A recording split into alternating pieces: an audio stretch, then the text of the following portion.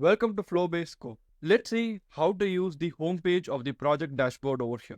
So first you can see we have the different categories like project, task, client, meeting, finance and teams over here. And then below this one on the left hand side you can have your name and the project manager, and from since when you're project manager you can just try to go and add it over here. So you can also try to go and replace this particular image. So you can just try to replace it.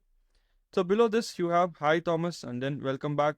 So you have a message over here, and also you can see you have a user manual. So if you want to know how to use this particular project dashboard, you can just try to go and click this user manual, and then there you have the clear instructions for how to use this particular template.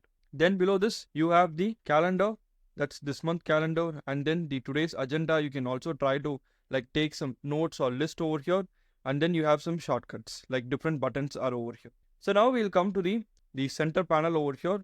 So here you can see we have the system overview. So here you will like try to have all your project overview. So you can see what are the total number of active project, and like you can see the total projects, how many are there, and then how many total clients are there, then the revenue, margin, like total ROC, OCR, all these key metrics you will be able to completely manage from here. Then on the right hand side you have the time, and then your reminders will be here.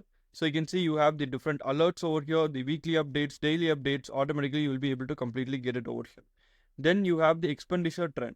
So here you have the complete graph. So for the free version, you will be able to only use one chart. So if you just try to upgrade, you can see the chart over here. So this for the expenditure trend, you will be having the graph over here. So then below this, you can see you have the current task. So you can see like different current task, whatever is there, you need to do it, you will be able to see. Today's task, there's no task.